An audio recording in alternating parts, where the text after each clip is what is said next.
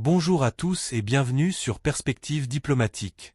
Abonnez-vous dès maintenant pour ne rien manquer de nos analyses et découvertes sur l'Algérie et le monde.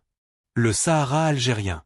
Une immensité brûlante, façonnée par le vent et le silence.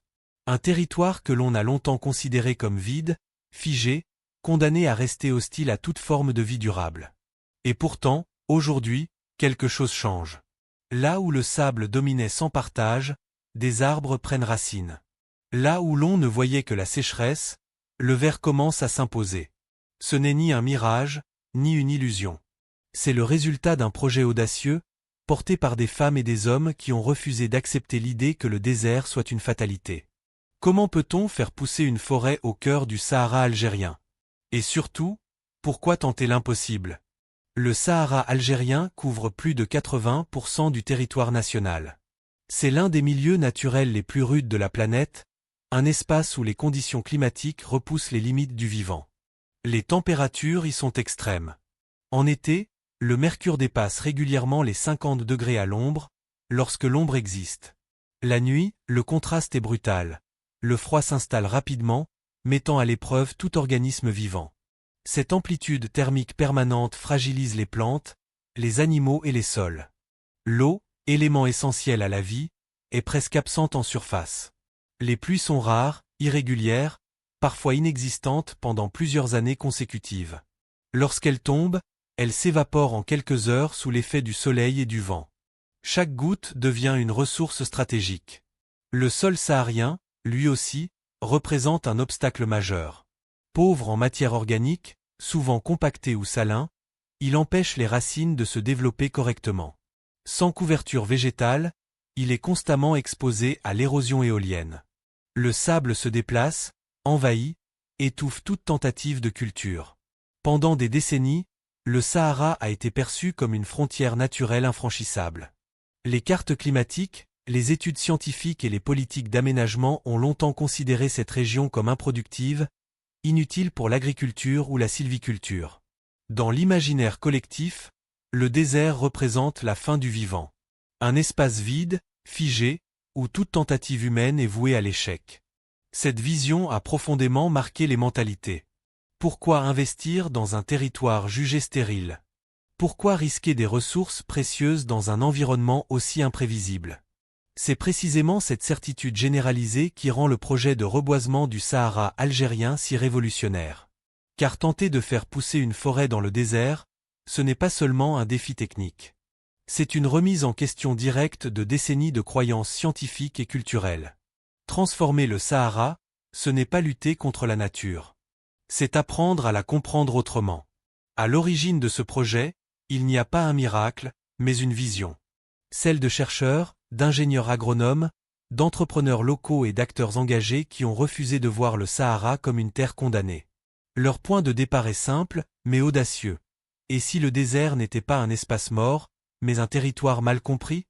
Ces pionniers observent que sous le sable se cachent des nappes phréatiques profondes.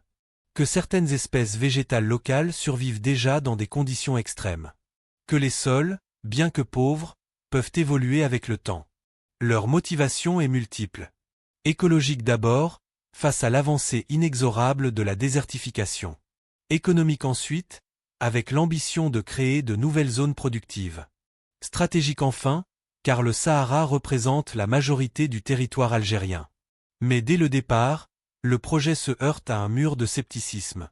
Planter des arbres dans le désert? Beaucoup parlent d'utopie, d'erreurs coûteuses, voire d'absurdité. Les obstacles sont nombreux, manque de financement, lourdeur administrative, difficultés logistiques, isolement géographique. Même certaines voix scientifiques expriment leurs doutes. Pourtant, ces porteurs de projets persistent.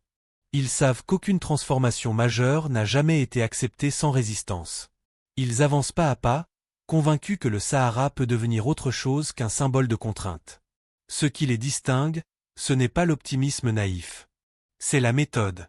La réussite du projet repose avant tout sur une gestion intelligente de l'eau. Dans le Sahara, l'irrigation classique est impossible. Chaque erreur se paie immédiatement. Les équipes utilisent des forages profonds pour accéder aux nappes souterraines, combinés à des systèmes de goutte à goutte ultra précis. L'eau est acheminée directement aux racines, limitant presque totalement l'évaporation. Dans certains cas, des eaux légèrement salines ou recyclées sont utilisées, démontrant qu'une agriculture adaptée peut fonctionner avec des ressources non conventionnelles. Le choix des espèces est tout aussi crucial. Il ne s'agit pas de reproduire des forêts tempérées, mais de sélectionner des arbres résistants. Acacia, tamari, eucalyptus, espèces locales capables de fixer l'azote et de stabiliser les sols. Chaque jeune plant est protégé, paillage pour conserver l'humidité, brise-vent pour limiter l'érosion, ombrage temporaire contre le soleil excessif. Le sol, au départ hostile, est progressivement enrichi en matière organique. La plantation se fait par zone test, observée, corrigée, améliorée. Ici, rien n'est laissé au hasard. Ce n'est pas une lutte contre le désert, mais un dialogue permanent avec lui. Après quelques mois, puis quelques années, les changements deviennent évidents. Des îlots de verdure apparaissent là où régnait le sable. Les arbres s'enracinent profondément. Leur feuillage crée de l'ombre. Le sol se stabilise. Des micro-organismes réapparaissent. Le sable devient moins mobile. Peu à peu, la vie revient. Insectes, oiseaux, petits animaux.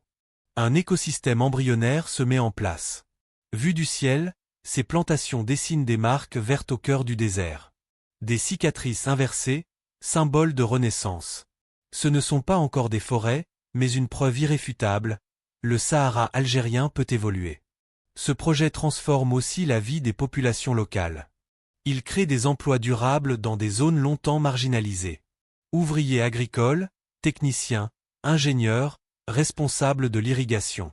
Des familles retrouvent une stabilité économique. L'exode rural ralentit. Les jeunes voient une raison de rester, parfois même de revenir. Le désert cesse d'être un fardeau. Il devient une opportunité. Au-delà de l'Algérie, cette expérience attire l'attention du monde. Du Sahel au Moyen-Orient, les défis sont similaires. Le Sahara algérien pourrait devenir un laboratoire grandeur nature. Un symbole de résilience face au changement climatique. À long terme, cette vision dépasse la plantation d'arbres. Elle redéfinit notre rapport au désert. Non plus comme une fin, mais comme une frontière à réinventer. Merci d'avoir regardé cette vidéo jusqu'au bout. Si vous voulez continuer à découvrir comment l'Algérie se transforme et suivre nos prochains projets incroyables, n'oubliez pas de vous abonner à la chaîne et d'activer la cloche pour ne rien manquer. À très vite.